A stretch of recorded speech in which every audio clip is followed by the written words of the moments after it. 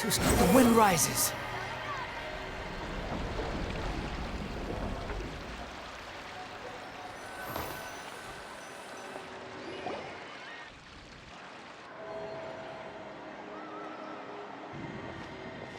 Good morning! Hayaka and I were just talking about you. Is Chevra still not joining us today? Probably not. We haven't seen her either. Huh? That's such a pity. Director Farina said that we've only got a few small scenes left before wrapping up the entire thing. She even said that she'll get me into a couple scenes, so everyone will have a chance to shine in front of the camera. We were also planning on having a victory feast once we're all finished filming. You can join us, right? If only Chevros was here. I still haven't taken a photo with her. I'm afraid that can't be helped. Those special patrol folks are like phantoms when they've got a case on their hands. But to be honest, I'm even more concerned by what I read in the Steambird earlier this morning. It said that the killer in the murder case was none other than the author of the 2 Musketeers.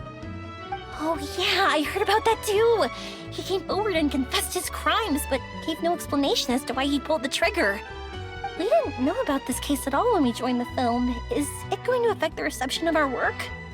From a pure publicity standpoint, this will draw a lot more attention to our film. I have to say, though, that no director can be perfectly comfortable with garnering attention through means other than artistic skill.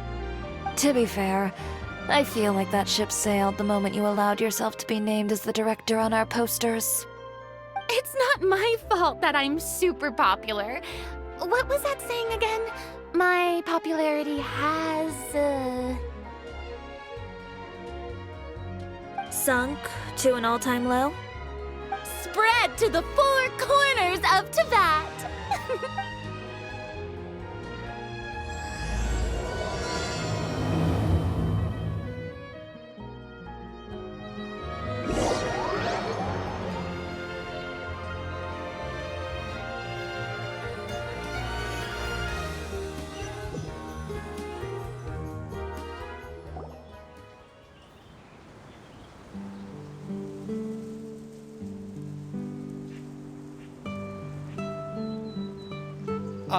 Excuse me, everyone. Xavier! Feels like it's been ages since we last saw you. I've been talking non-stop with the Film Association, and I'm absolutely swamped trying to coordinate the film's marketing. So forgive me for not being around more often, but please believe me when I say that I will make sure everyone's hard work gets the exposure it deserves. Oh, seems like you've been fighting your own battles. Yes, that's what. Oh, and before we begin the final round of filming, please allow me to finally introduce you to the original investor of our film, Mr. Morris. A pleasure to meet you all. Yes, glad to make your acquaintance, Mr. Morris. We've heard about the issues you've encountered with your financial situation, and genuinely hope that things have taken a turn for the better. Oh, well, the situation has, indeed improved somewhat. Don't worry, Mr. Morris. Accidents and last-minute challenges happen all the time. There's no need to blame yourself over it. The good news is that we're almost done filming now. And I would even say that this is the best story I've ever seen. Is that so? I say that was great. All right, now that we've gotten all the pleasantries out of the way, let's get this show on the road. We'll mostly be filming typical people and scenery from the streets today to improve the sense of environmental ambiance in some parts of the film. Oh, and there'll be a cameo for Mr. Kamisato and Miss Yoimiya as well. They'll be used to show outsider perspectives on the fates of the 2 Musketeers. That's right. Ayato should be here any minute. Excellent! Then let's start with the scenery shots. Camera and... Yep, we'll be ready. Remember, all we need are some wide zoom shots of the streets. If you happen to find some particularly lovely patches of flowers and grass, feel free to grab some close-ups of those as well. Ready? Lights! Camera! Action! Okay, Now move the camera slowly. Try to focus on that flower. What's wrong? Just adjust the focal length a bit. Something the matter? Huh? But wasn't it working fine for all the days before? Veronique, can we try a different camera? No problem. How about this one? All right, let's give it another try. Lights! Camera! Action! Don't tell me. This one is broken too. Veronique, do we have any other spare ones we can use? I'm afraid we only brought these two today. What? Then go find a workshop to get them repaired right away. Oh, and you too, Bono. Go find our spare camera in the warehouse and bring it back to the set. On it. Greetings, everyone. My apologies for the delay. Is something the matter, Ayaka? It seems like there are some issues with the filming equipment today. We're stuck for the moment. I see. Well, let's not just stand here twiddling our thumbs. Actors, to the makeup booth. We'll start on the next scene as soon as we get a working camera. The people at the workshop told me that the part which holds the lens in place seemed to have fallen off. That's super strange. It was perfectly fine just yesterday. Well, no time to dwell on that now. Let's get back to filming. Ahem! Quiet on set! Places, everyone! Lights! Camera! Action! By the way, have you heard about that recent murder case? Yes, I have. It seems that they've caused quite the commotion in the city. I heard that the chief of the guards is so mad about not catching the culprit that he's about to explode. Oh? I find that quite hard to imagine, considering how he already looks most days. Director, we have a problem. Oh, we're in the middle of a take! Couldn't you wait until we wrapped up this scene? No, Director, our film, all the finalized film that we've been keeping in the case has disappeared. Oh, wait, what did you say? Mr. Bono, please take me to where the film was kept right away. I'm coming too. No, Yoimiya, you have to stay here. Oh.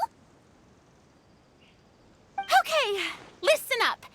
Everyone who's not working on this current scene can go with Bono to look for the film. Everyone else, stay put and wrap up the scene. Unbelievable. How could all these problems happen in just one day? We're back. How did it go? Did you find the film? We found it in the sewers. Huh? In the sewers? Is the film still okay? We discovered it just in time, so we should still be able to salvage it. The others are checking now to see if we lost any specific scenes. You scared me for a moment there. I nearly thought we had lost everything. I really don't want to experience that feeling of despair again. Okay, but who could have stolen the film and dumped it there? Could it be, some competitors working on other films? But if they wanted to harass us, why wait until the last day? Okay, we don't have time to really look into it right now. Let's strike while the iron is still hot and wrap this thing up once and for all. Yeah, let's finish it.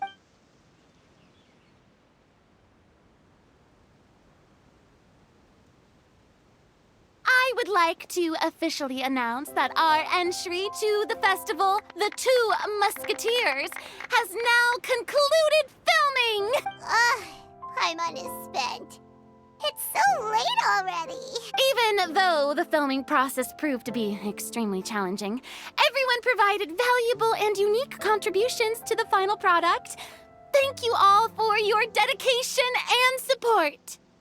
And just like Director Farina, I would also like to extend my most heartfelt thanks to all of you. Really, you've all helped me so much.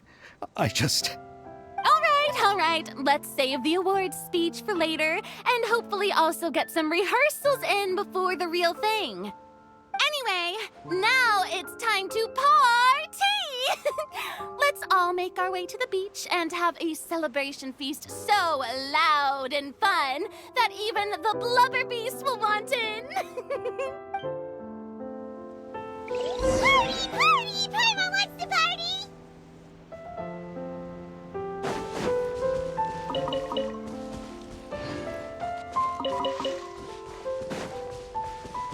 Whoa, this place is hopping. Everyone's finally getting to relax after wrapping up the film. Let's go chat with someone.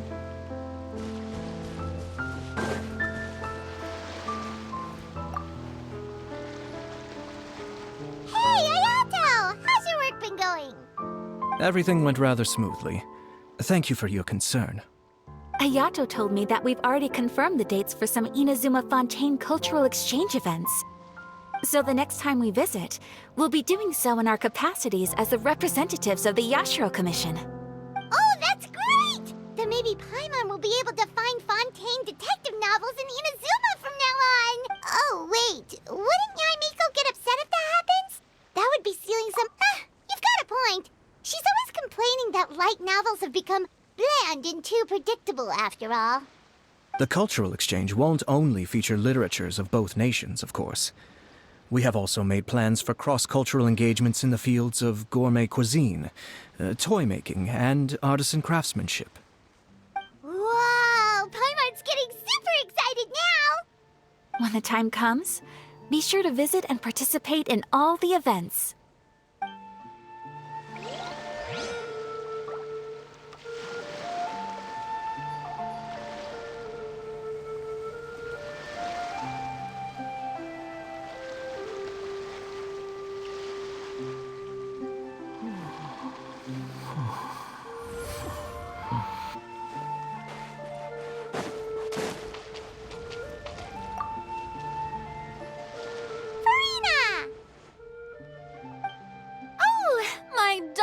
Clapper loader and camera operator, you've both worked really hard. Paimon thinks you worked even harder than us. Honestly, Paimon was getting a little tired of playing with the clapperboard by the end of it. Worst of all, Paimon started having dreams of you shouting, "Lights, camera, action!" into Paimon's ears. The actual dream can't even start until you've yelled that. Hey, if anything, shouldn't I be more grand and delightful than your dreams? We've been through so much together, and that's how your brain remembers me? That's not Paimon's fault. We've just used the clapperboard too much lately. Anyway, what's most important is that we've wrapped the film. I'm pretty confident that we'll take first prize. Hey, no need to mention the official name. Wait, now that you mention it, if we did win the prize, would Farina just get a statue of herself? Come on, I don't need that kind of attention. Xavier can accept the reward on our behalf. But just imagine! Farina accepting the Farina Award and holding a Farina statue. I'm going back to my dessert now.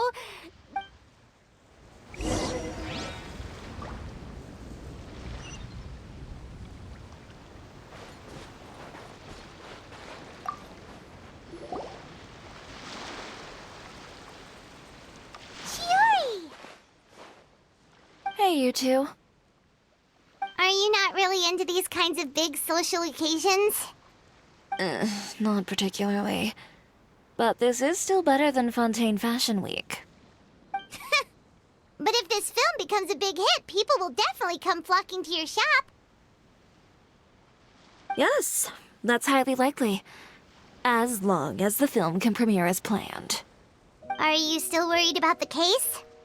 That and all the obstacles we had to face today. You're right. It's as if all our bad luck just manifested at once. But why today of all days? No. No, it's nothing. We've already delivered the film to the editors, so there should be nothing more to worry about. How are you doing, Mr. Morris? You having a good time?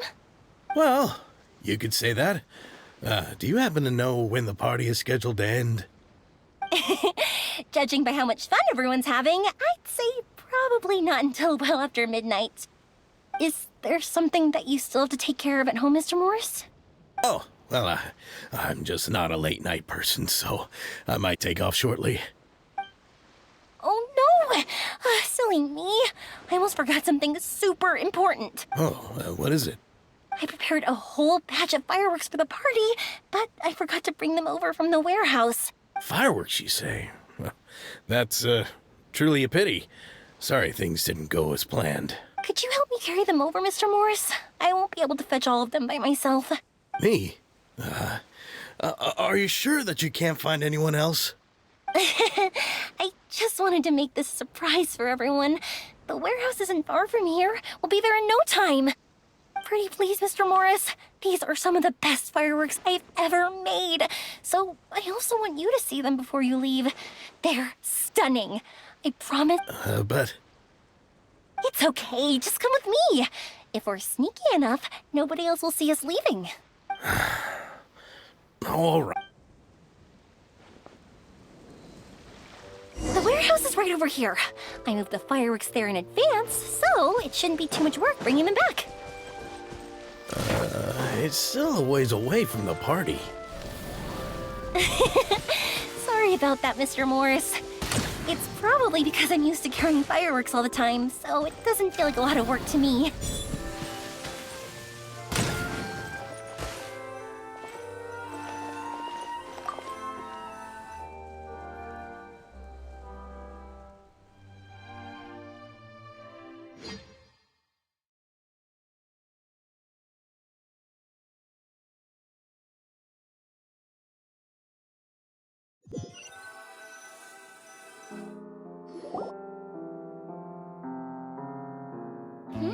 It's dark in here. Wait here, Mr. Morris. I think the light switch should be somewhere over here. Why did I have to get roped into this? What was that?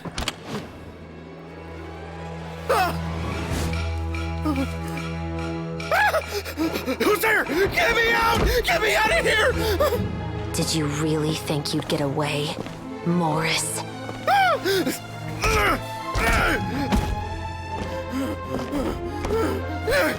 You've got the wrong guy. It wasn't me. I'm not the killer. You know, Eliza died a far more heroic death than this. She fought your assassin to the end, to save the children she had hidden beneath the floorboards.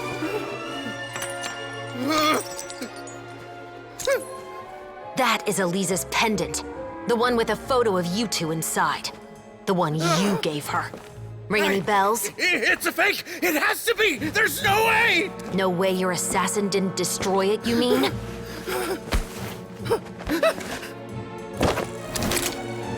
Did you ever love her, Morris? Or was killing her always the plan? No, please. Listen to me. I told Eliza to keep us a secret. I paid her plenty for her silence. I never thought she'd keep the child. Everything was gonna come out, and I had no choice. She'd force my hand. No! I'm begging you. I have money. Just name your price, please. You can keep your Mora, and you can go to hell.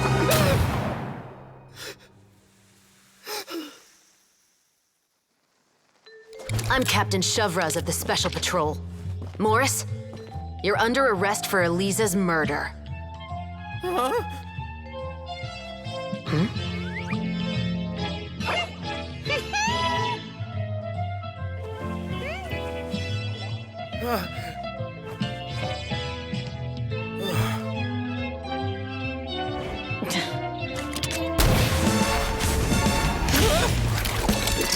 You're under arrest too, prop manager Veronique. Or perhaps I should call you the Second Musketeer.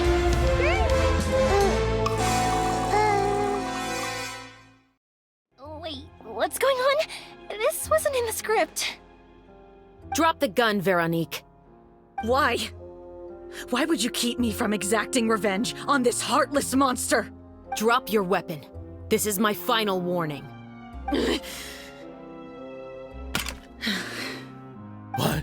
What is going on? Do I have to spell it out for you, Morris?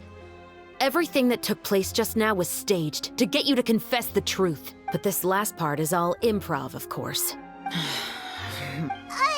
Shivers, you told us you wanted us to help you stage a play. You never said anything about the second Musketeer. It's because even I had no way to confirm my theory until now. Thank you for your performance, Yoimiya. Could I trouble you to go and bring in the other Special Patrol members? They should be on standby just outside. Oh, and please tell the other cast members not to worry about us. We'll be rejoining them shortly. On it!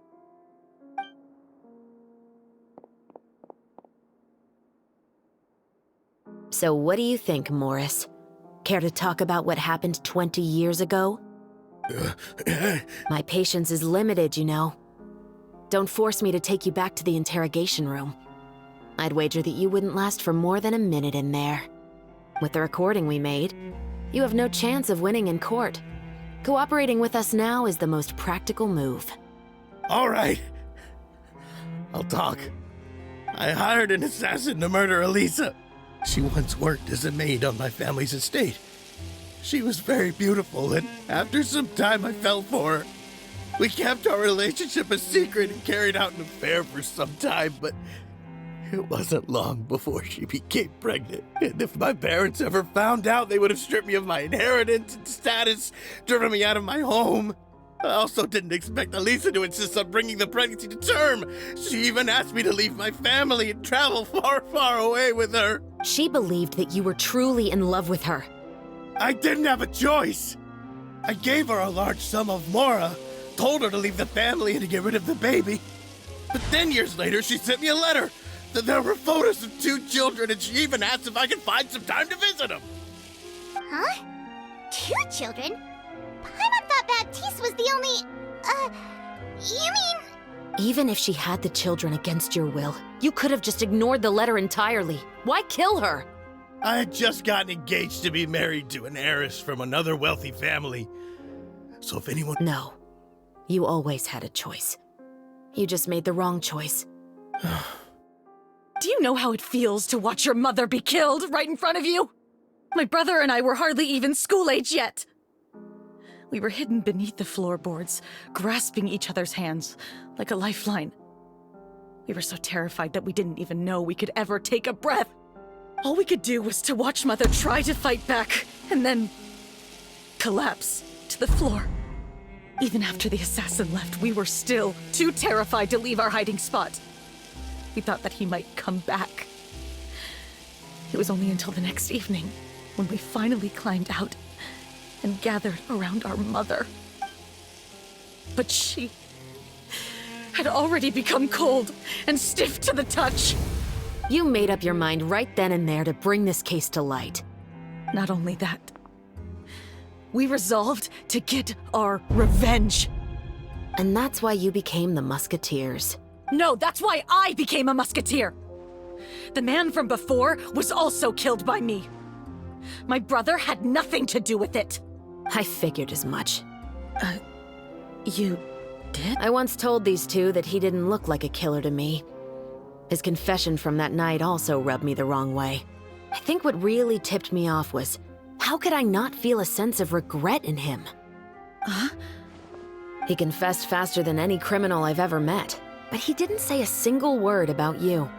He insisted that he was the sole perpetrator in the case. But after the questioning ended, I disassembled the musket we dug up from his backyard, put it in front of him, and told him to reassemble it. Wanna guess how far he got? He had no idea where to even start. He's never touched a gun in his life. Based on that, I determined that he was not acting alone. He only surrendered himself to draw our attention and create a moment of opportunity for his partner. So, I decided to play along.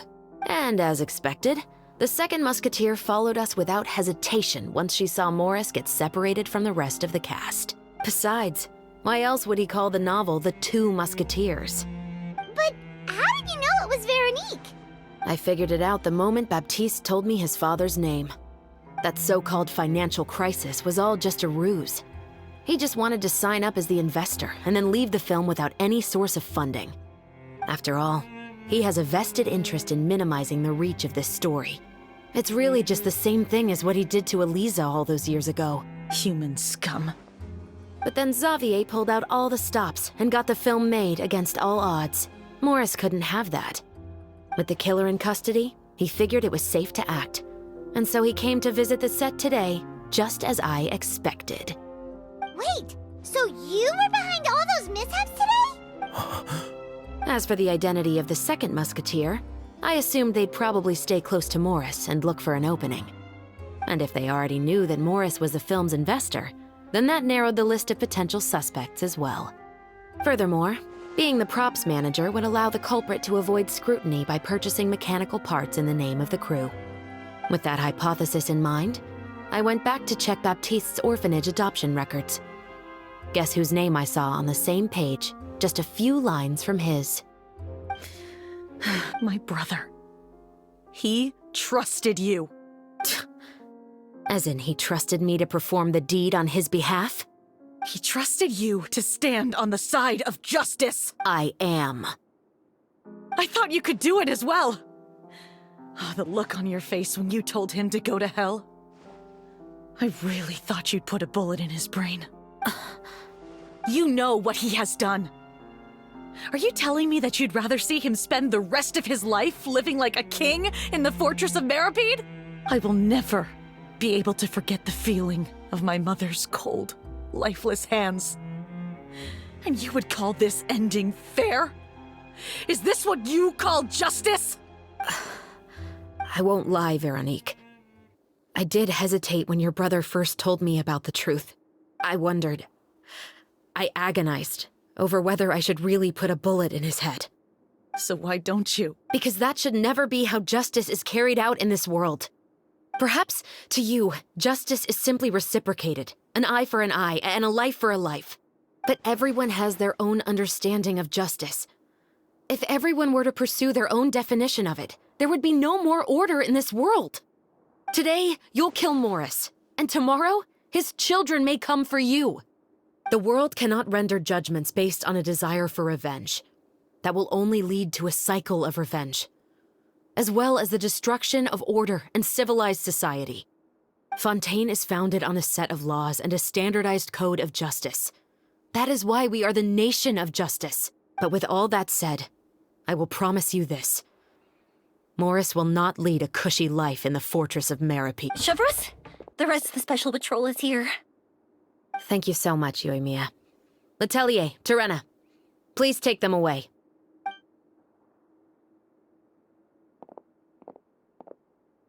I still can't agree with your reasoning. I know. Justice has not been delivered. At least, not today. Chevreuse. Let's go. We should give an explanation to the crew.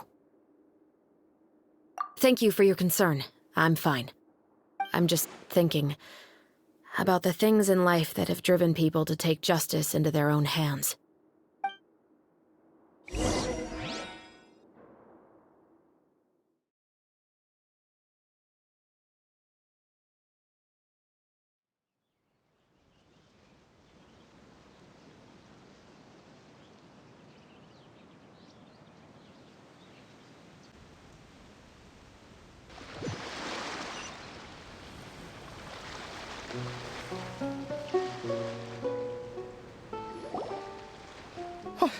Who would have thought Morris would turn out to be...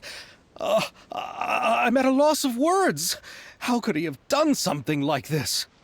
I'm just glad that you're all safe and sound. Who knew that such a labyrinth of cases would be behind this story? Well, what should we do now?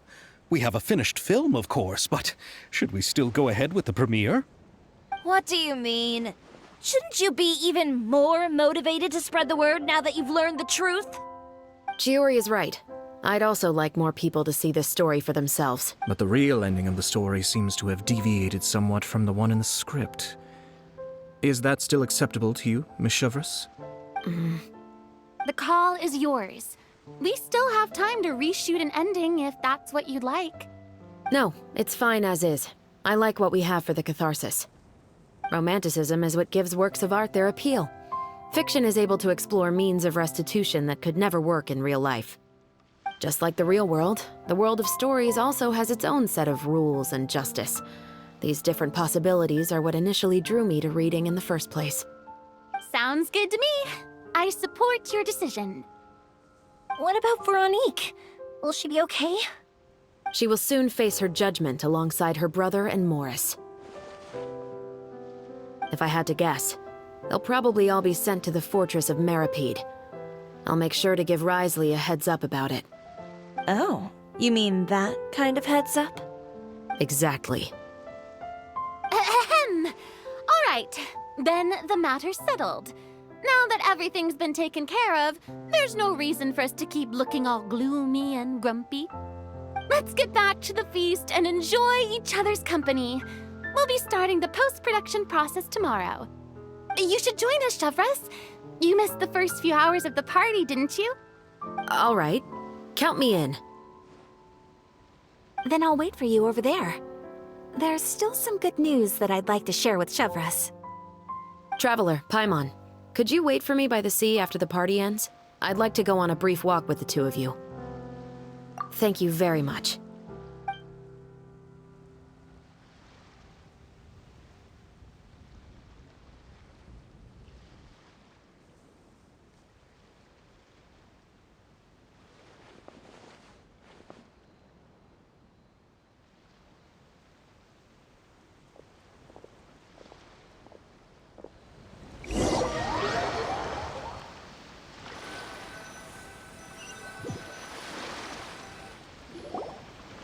Sorry for the wait. Oh, we weren't waiting long at all. Is there something else you wanted to tell us? No, I don't have anything new to share. I just felt that since you were my investigation partners, I should have another conversation with the two of you. Traveler, how would you have responded to Baptiste's request if you were in my shoes? Just like the protagonist of the story, huh? Can't say it doesn't suit you. When I was young, my father often took me here to swim. We'd come rain or shine, even when it was freezing cold. He told me that swimming was the best activity to train one's strength of will. You could never give up before reaching the shore, especially when the water was cold. Oh? Why's that? Because the moment you give up would be the moment you die. At that point, I still hadn't received my vision. One winter, the chilly wind felt almost like knives on my skin, and the seawater was so frigid that it numbed my toes the moment I stepped in. I cried and begged my father to spare me from having to swim across, but he wouldn't listen. He used to be a member of the Special Patrol as well. You could say it was his way of educating his children. That sounds awful. When he saw that I wouldn't stop crying, he just picked me up and tossed me into the icy water. The bone-chilling cold took away my senses. I couldn't feel anything but fear and rage. I waited for my father to save me, but one look and I knew he'd already started swimming for the opposite shore. I realized that if I were to give up, I really would die right then and there. I used all of my strength to try and catch up to my father. Those few minutes felt longer than my whole life up until that point. I did, however, make it to the other side. I've never felt afraid about anything in my life after that, nor have I ever cried again. That way of teaching would have never worked on Paimon. Yeah, I don't think that was the right method for anyone. It's just that, working now as I am in the pursuit of justice, I still sometimes feel like I've been tossed into that winter sea all over again. The anger and the helplessness. Chevres. But the worse I feel, the more I know to never give up. The alternative would be to forever lose myself among the waves. Anyway, how about a race? Neither of us will drown, but we can still see who swims faster. You guys go ahead! Paimon will grab the clapperboard to mark the start of the race.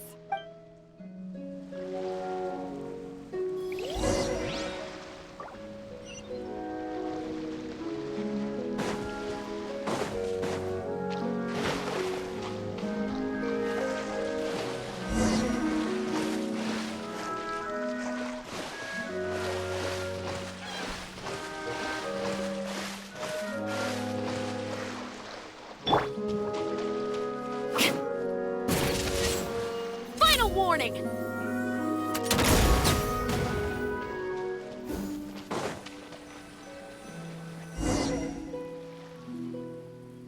Oh, that felt good. You were so fast in the water, Chevres. You were swimming even faster than Paimon can fly. So, about the Special Patrol, did you join because of your dad? Partly, but I'd say I was more inspired by the heroes I read about in stories growing up. Oh, so it's due to your love of stories. Of course, it was only after I joined the Special Patrol that I learned that truth is often stranger than fiction. Come on, let's walk a bit more.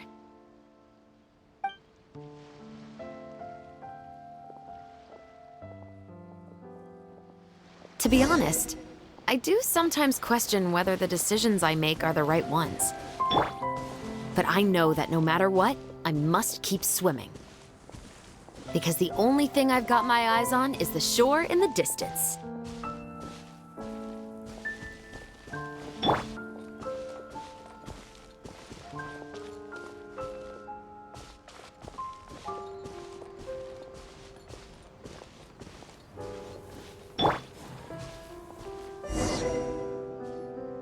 Thank you for coming on this walk with me. I feel a lot better after getting all that off my chest. Huh. We're nearly back at Baptiste's house. Huh. You're right. I didn't realize we were so close. He really did plant a lot of flowers.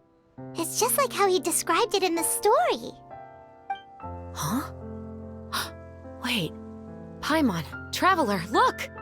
The rainbow roses in the garden. They're in full bloom now.